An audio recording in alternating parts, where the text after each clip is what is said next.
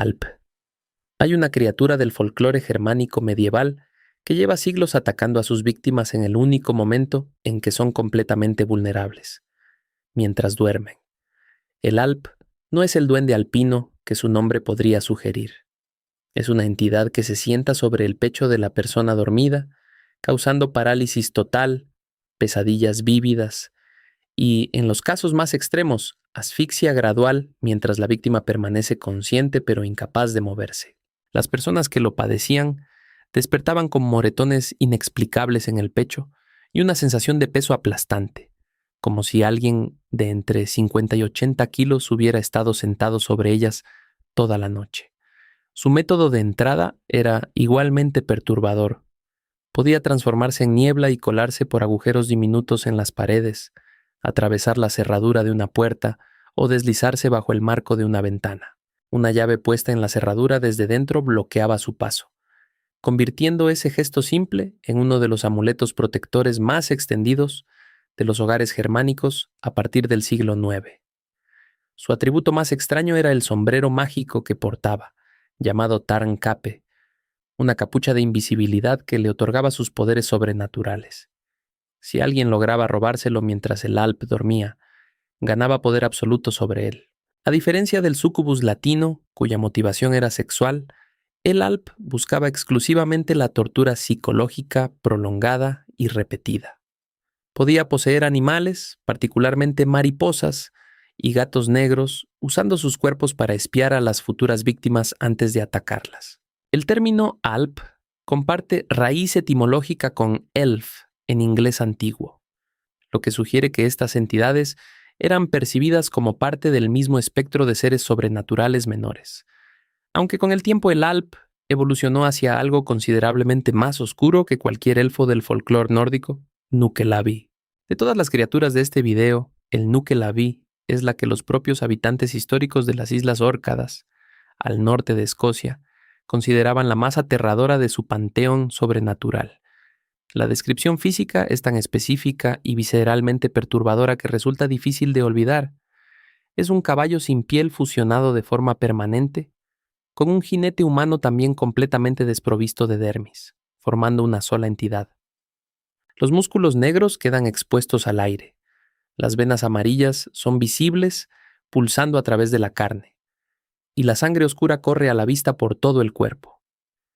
El jinete tiene un solo ojo enorme, descrito por el folclorista Walter Traill Denison en el siglo XIX como rojo encendido y del tamaño de un plato, y un brazo tan largo que arrastraba por el suelo mientras la criatura cabalgaba por la costa. El verdadero peligro del Nukkelabi no era su aspecto, sino su aliento. Las epidemias de cosechas destruidas, las enfermedades que diezmaban el ganado, las sequías sin explicación. Todo se atribuía al Nukkelabi exhalando sobre la tierra al pasar. Una sola exhalación podía destruir la cosecha anual completa de una comunidad entera. Su única debilidad era el agua dulce. No podía cruzar ríos ni arroyos bajo ninguna circunstancia, convirtiendo los puentes en refugios de emergencia. La Mícero de Sea, una deidad oceánica benévola, era la única fuerza capaz de mantenerlo encerrado, y solo durante los meses de verano. En invierno quedaba completamente libre.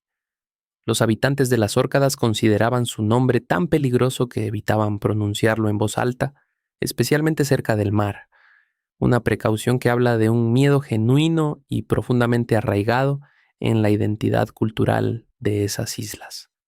Strigoi. El Strigoi rumano es el ancestro directo del vampiro moderno, pero Bram Stoker lo occidentalizó y simplificó de tal manera al escribir Drácula en 1897 que lo que quedó en la cultura popular es apenas una sombra del original. En la tradición rumana existen dos tipos fundamentalmente distintos.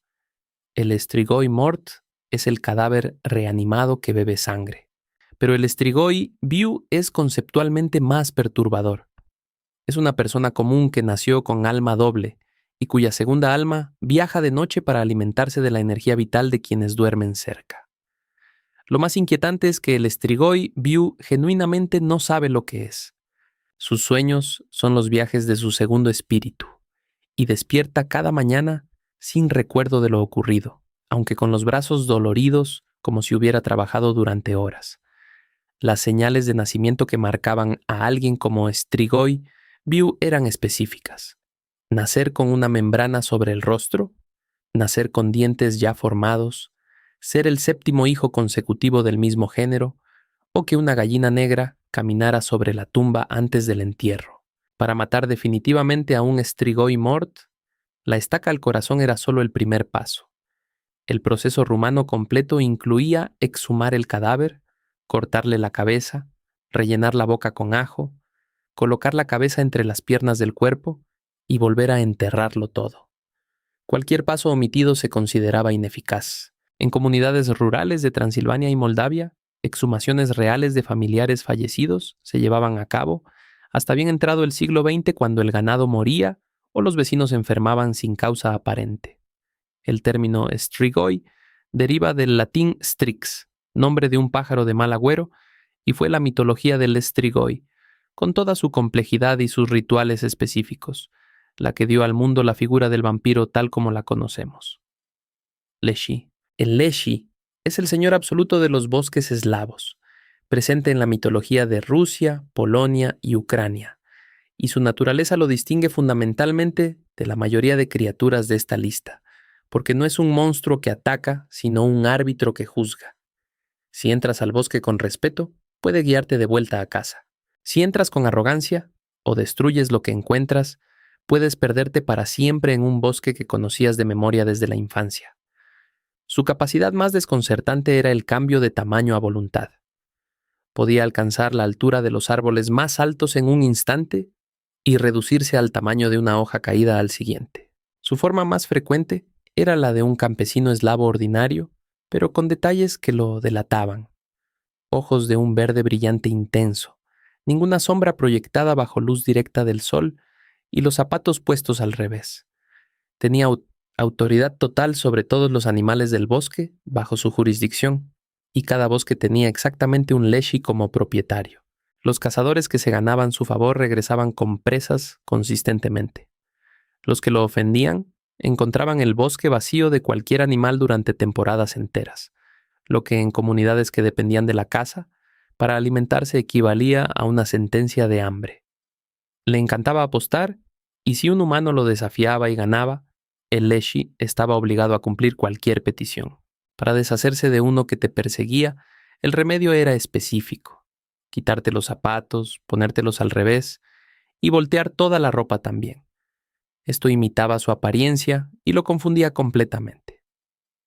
El Leshy aparece en los cuentos de Pushkin y en los registros etnográficos del siglo XIX, recopilados por Alexander Afanasiev, lo que lo convierte en una de las criaturas eslavas mejor documentadas fuera de los círculos académicos especializados.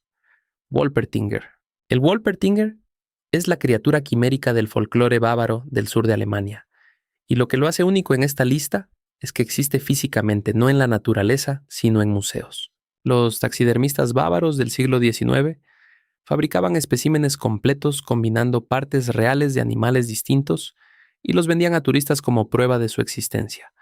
Y algunos de esos especímenes se encuentran hoy en la colección del Deutsches Jagd- und Fischereimuseum de Múnich. La criatura combina partes de múltiples animales del bosque bávaro: cuerpo de ardilla, alas de pato o faisán, cuernos miniatura de ciervo, colmillos de jabalí y patas de liebre, aunque no hay una versión canónica fija porque cada aldea de la región tenía su propia variación. Su protocolo de avistamiento tiene una lógica folclórica internamente consistente. Solo puede verse en otoño, exclusivamente durante la luna llena, y únicamente por quienes están en estado de embriaguez leve o por personas enamoradas, porque solo las mentes en estado alterado o elevado podían percibir lo que las mentes ordinarias no captaban. Cazarlo era teóricamente posible, pero requería un ritual preciso. Una mujer atractiva debía actuar como señuelo, ya que el Wolpertinger era irresistible ante la belleza femenina y se aproximaba voluntariamente. El yacalope norteamericano, el conejo con cuernos de antílope del folclore del oeste estadounidense, es probablemente un desarrollo cultural independiente con origen conceptual similar, lo que sugiere que la tendencia humana a imaginar animales quiméricos escondidos en los bosques no es exclusiva de Bavaria, sino algo considerablemente más universal y arraigado en la psicología colectiva de comunidades que viven cerca de espacios naturales inexplorados. Encantado. En las comunidades ribereñas del Amazonas en Brasil, específicamente en los estados de Amazonas y Pará, hay una criatura que lleva décadas desapareciendo mujeres jóvenes, y se llama el encantado. Durante el día es un delfín rosado del Amazonas, el Inia geoffrensis, un animal real en peligro de extinción que nada por las aguas oscuras y profundas del río más caudaloso del mundo. Durante las noches de fiesta, sin embargo, adopta la forma de un hombre extraordinariamente atractivo y aparece en las reuniones sociales de las aldeas ribereñas, vestido completamente de blanco, educado e irresistiblemente encantador. La única señal de su verdadera naturaleza es el sombrero que lleva puesto en todo momento y que nunca se quita, porque oculta el orificio respiratorio que conserva en la parte superior de la cabeza. Si alguien le pide directamente que se lo quite, desaparece de regreso al río. Su objetivo es seducir mujeres jóvenes y llevarlas al fondo del río hasta su ciudad submarina llamada Encante, descrita en la tradición oral amazónica como más hermosa que cualquier ciudad humana, reteniéndolas allí para siempre. Los hijos nacidos de estas uniones son considerados chamanes de poder excepcional en las comunidades que sostienen esta creencia. Las desapariciones reales de mujeres jóvenes cerca de los ríos encontraban en el encantado una explicación coherente dentro del sistema de comprensión del mundo de esas comunidades. El delfín rosado real es tratado con una mezcla de respeto y temor. Matarlo trae mala suerte severa, y algunos pescadores se niegan a hacerlo incluso cuando interfiere directamente con sus redes, una actitud que ha contribuido paradójicamente a cierta protección cultural del animal incluso mientras su hábitat desaparece a un ritmo acelerado. Chuyachaki, en la selva amazónica peruana, hay una criatura cuya estrategia no es atacarte sino hacerte desaparecer en el bosque más grande del planeta, y lo hace adoptando la apariencia perfecta de alguien que conoces.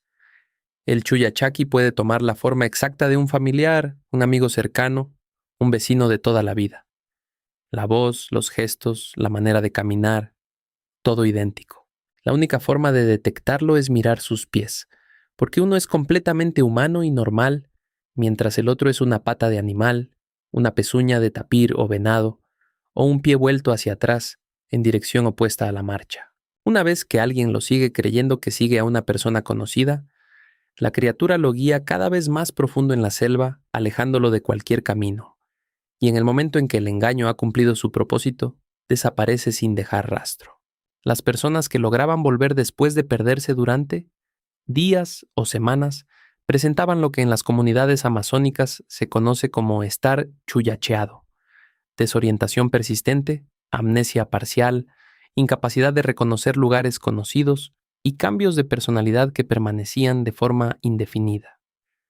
El Chuyachaki es el dueño y guardián de todos los animales de la selva en su territorio, paralelo directo al Leshi eslavo, pero en un ecosistema radicalmente diferente. Los curanderos de las comunidades Shipibo, Conibo y Awajún podían negociar con él permisos para cazar en su territorio, estableciendo una relación de intercambio ritual que reconocía su autoridad.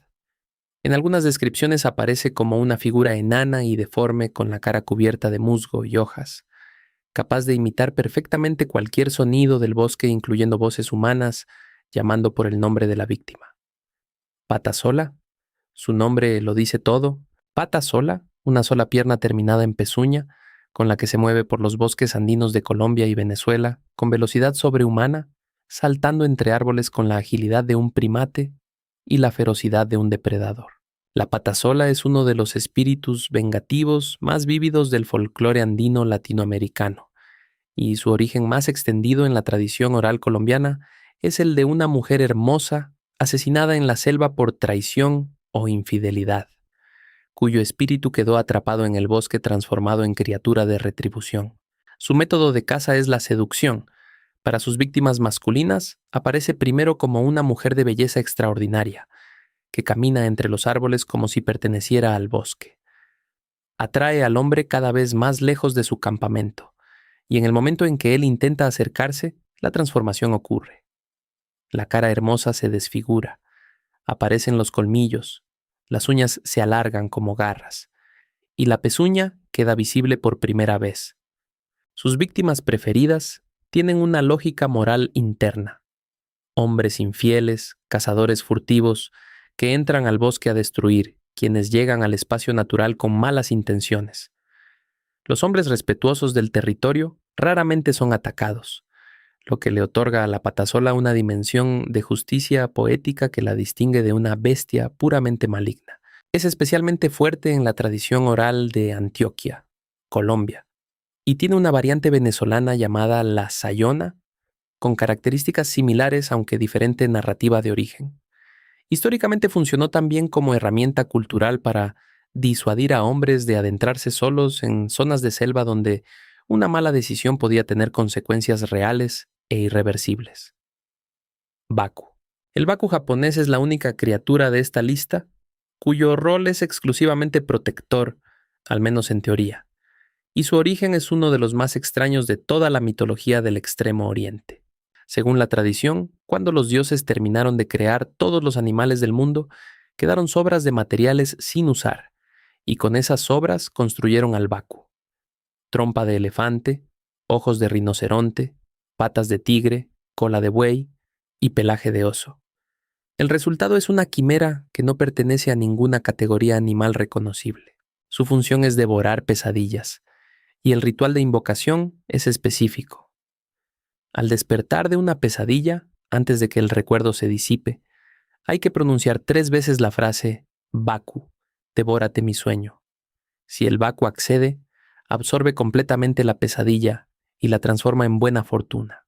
El peligro real es que si tiene hambre después de consumir la pesadilla, puede continuar devorando los sueños buenos, las esperanzas y las ambiciones de la persona, dejándola en un estado de apatía y vacío existencial permanente del que no hay recuperación conocida. Por esta razón su invocación se consideraba algo que debía hacerse con moderación y solo cuando era estrictamente necesario. Imágenes del Baku se colocaban bajo almohadas o en tablillas de madera colgadas junto a la cama como protección pasiva, sin invocación activa. El Wakan Sansai Zue, la enciclopedia japonesa compilada en 1712, lo documenta con precisión.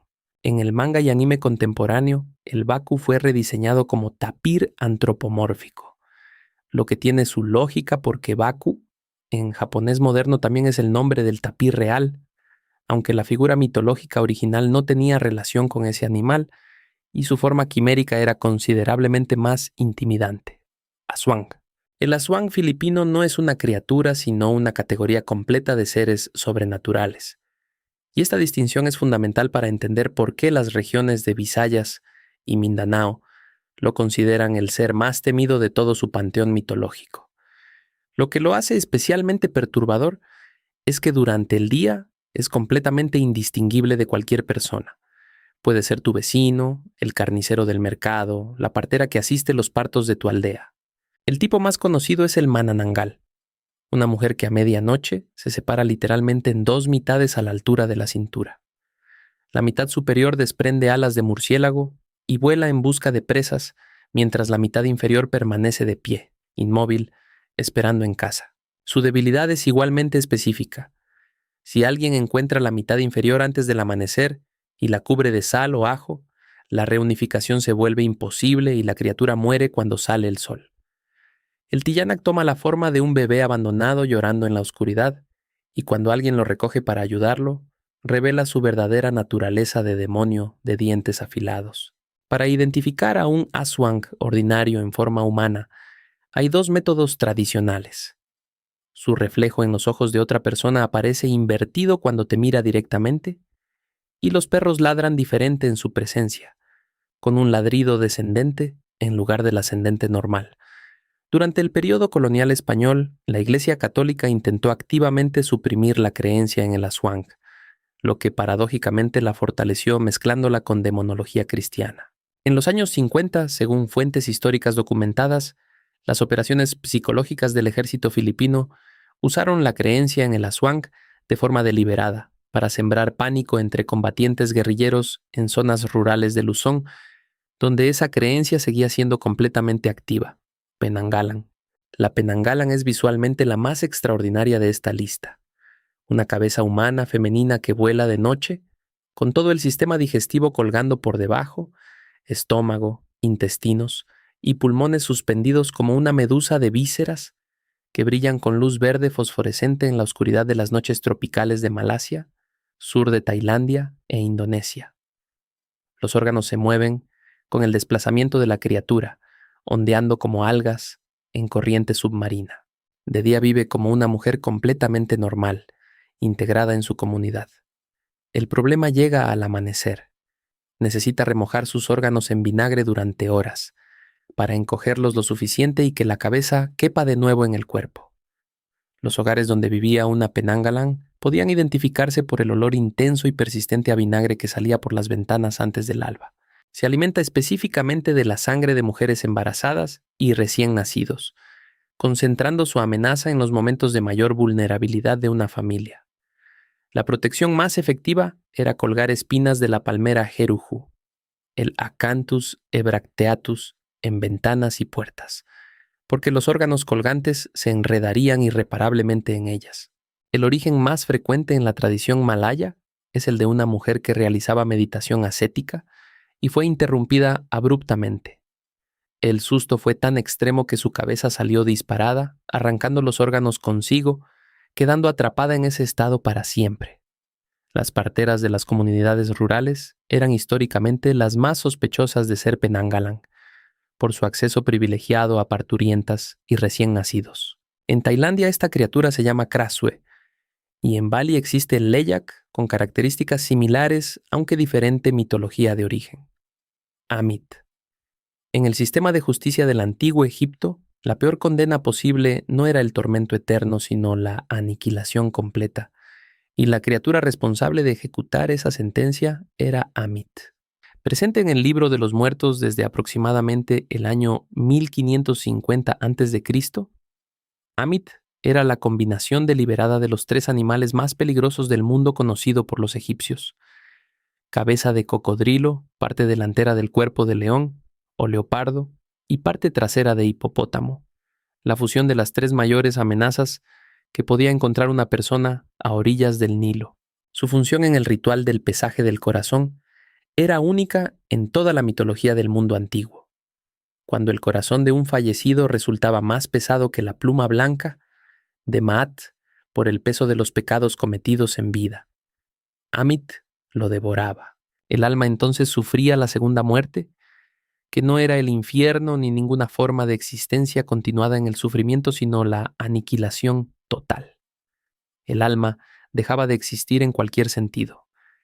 Este destino era considerado infinitamente peor que cualquier forma de tormento eterno, precisamente porque no dejaba absolutamente nada. Amit pasaba su existencia agazapada junto a la balanza de Maat en estado de espera perpetua, sin ningún otro atributo, función o narrativa más allá de ese único rol.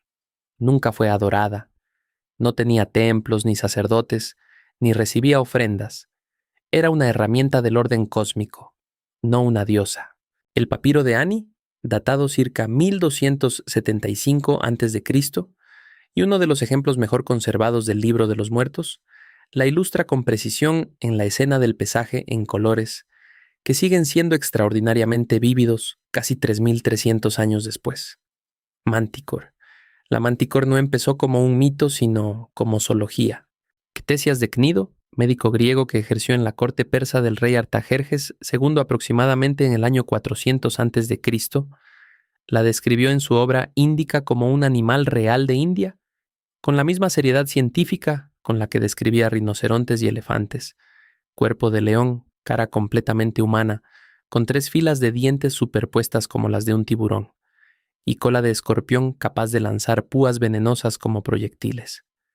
Su nombre viene del persa Martkora, que significa literalmente comedor de hombres, y Ctesias insistía en que no dejaba restos de sus víctimas, consumiendo absolutamente todo, incluyendo la ropa y los huesos. Aristóteles la mencionó con cierto escepticismo en sus textos zoológicos, pero Plinio el Viejo la incluyó sin reservas en su historia natural en el siglo I después de Cristo como animal documentado de las regiones orientales. Durante siglos fue tratada como fauna exótica verificable de Asia, no como criatura fantástica, situándola en una categoría fascinante entre lo mitológico y lo que en su época era considerado zoología de campo. Su voz, según las descripciones originales persas, era una combinación de trompeta y flauta que atraía a las presas por curiosidad antes de que la criatura atacara. En la heráldica medieval europea, se convirtió en símbolo de tiranía en escudos de armas y aparece en el Physiologus del siglo II después de Cristo. El tigre real de Bengala es probablemente el animal que inspiró los reportes originales que llegaron a Ctesias a través de intermediarios persas que nunca habían visto uno de cerca. Roc. Marco Polo lo describió en 1298 en Il Milione. Una pluma tan larga como una palmera y un ave capaz de levantar elefantes en sus garras para alimentar a sus crías. El gran Khan Kublai Khan supuestamente recibió una de esas plumas como regalo diplomático de los gobernantes de Madagascar, y Marco Polo afirma haberla visto personalmente en la corte mongola. El roc, llamado Ruk en la tradición árabe, tenía una escala literalmente incomprensible. En las 1001 noches, la pata del ave dormida a la que Simbad el marino se ata para escapar de una isla desierta tiene el grosor de un árbol centenario. En la cosmología árabe medieval, el Ruk funcionaba como instrumento de castigo divino. Cuando una civilización se corrompía más allá de la redención, el roc era enviado a destruirla levantando barcos completos y dejándolos caer desde alturas imposibles. Ibn Battuta lo mencionó en su Rihla del siglo XIV. La explicación naturalista más convincente apunta al Aepyornis maximus, el avestruz gigante de Madagascar extinto aproximadamente en el siglo XVII. Medía 3 metros de alto y sus huevos eran los objetos reproductivos más grandes del reino animal conocido, con una capacidad de hasta 8 litros y una longitud de 34 centímetros. Los huevos fósiles o los huevos reales transportados por comerciantes árabes del Océano Índico habrían sido suficientes para generar entre los marineros del siglo IX o X la conclusión, razonable desde su perspectiva, de que existía un ave de proporciones inimaginables en algún lugar más allá del horizonte conocido. Popo Bagua. La mayoría de las criaturas de esta lista llevan siglos en los registros históricos. El Popo Bagua apareció por primera vez en Zanzíbar, aproximadamente en 1965, convirtiéndose en uno de los seres sobrenaturales más recientes del folclore documentado en cualquier parte del mundo. Su nombre significa ala de murciélago en suajili. Se describe como un ser de un solo ojo en el centro de la frente, orejas puntiagudas, dedos y dientes afilados, y alas oscuras que ataca a hombres adultos en la oscuridad de sus propias habitaciones cerradas. Lo que convierte al Popo Bagua en un fenómeno culturalmente único es la escala documentada de sus apariciones. En 1995 y nuevamente en 2007 ocurrieron pánicos colectivos masivos en Zanzíbar, cubiertos por BBC y Reuters, donde miles de personas dejaron sus casas para dormir en la calle en grupos, porque la creencia establecía que la criatura solo atacaba a individuos solos en espacios cerrados. El sistema de propagación del miedo tenía su propia lógica interna. Las víctimas estaban presionadas a contar públicamente su experiencia porque guardar silencio hacía que el Popo Bagua regresara con mayor frecuencia. Esto creaba un ciclo donde cada testimonio generaba nuevos casos reportados. El investigador Ian Walker documentó el fenómeno señalando que los pánicos coincidieron con periodos de alta tensión política en Zanzíbar. La explicación psicológica más frecuente entre investigadores es la parálisis del sueño acompañada de alucinaciones hipnagógicas, un fenómeno que afecta a entre el 8 y el 50% de la población global al menos una vez en la vida y que genera exactamente la sensación descrita por las víctimas: inmovilidad total, presencia amenazante en la habitación y terror absoluto sin causa física visible. Atse. El pueblo Ewe de Ghana y Togo tiene su propia versión del vampiro, y es más sutil y más aterradora que cualquier variante europea porque de noche es prácticamente imposible de identificar. El Atse toma la forma de una luciérnaga ordinaria, indistinguible de las miles que pueden encontrarse en una noche tropical del África Occidental. La única diferencia es que si alguien la captura sabiendo exactamente lo que es, la luciérnaga revela de inmediato su forma humana real. En forma humana, el Atse es un brujo que se alimenta de la sangre de niños, con preferencia documentada en los relatos orales Ewe por niños hermosos y aparentemente sanos. A diferencia del vampiro europeo, una mordida del Atse no crea más Atse. Es una condición individual, ya sea elegida voluntariamente, a través de ciertos rituales, o recibida como maldición. El Atse podía también poseer personas sin haberlas mordido, causando enfermedades que los curanderos ordinarios no podían diagnosticar ni tratar, lo que en el contexto del África Occidental posiblemente describía en términos culturales enfermedades como la malaria o la fiebre amarilla que consumían gradualmente a personas jóvenes y fuertes sin causa visible. Las acusaciones de ser Ats tendían a recaer sobre personas marginales o solitarias que tenían conflictos previos con familias cuyos hijos habían enfermado, creando dinámicas paralelas a las casas de brujas europeas, con consecuencias sociales igualmente graves. Solo un curandero especializado llamado Uno, con conocimiento ritual específico de plantas de la región y de los protocolos de confrontación con la entidad, podía identificarlo y neutralizarlo de forma definitiva. Jenglot. El Jenglot es la única criatura de esta lista que puede comprarse.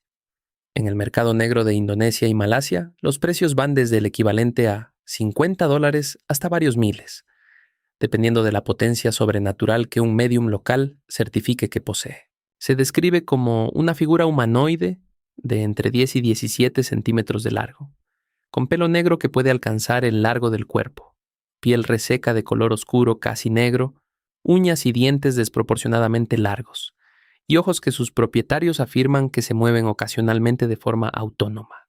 Los Jenglot son encontrados enterrados en tierra o dentro de árboles viejos, y quienes los adquieren los mantienen como familiares sobrenaturales que otorgan suerte, riqueza o protección, alimentándolos con sangre humana o de animales en pequeños recipientes. En 1997, varios especímenes fueron sometidos a análisis en Indonesia. Algunos estudios describieron la piel como tejido con características orgánicas, aunque análisis más rigurosos los clasificaron como artefactos fabricados con materiales no humanos, y el debate no se cerró de manera definitiva. Esa ambigüedad persistente es parte de lo que mantiene vivo el mercado hasta hoy. La teoría folclórica sobre su origen es consistente en las tradiciones javanesa y balinesa. Son practicantes de magia negra o ascetas que buscaron la inmortalidad a través de rituales extremos, y fueron transformados en esas figuras diminutas como castigo cósmico o como consecuencia de haber trabajado con fuerzas que no podían controlar completamente. Aparece con regularidad en programas de televisión indonesios de investigación paranormal desde los años 2000, lo que ha amplificado su presencia en la cultura popular del archipiélago de manera considerable. Carbunclo. El carbunclo es la única criatura de esta lista que motivó expediciones reales organizadas por colonizadores europeos.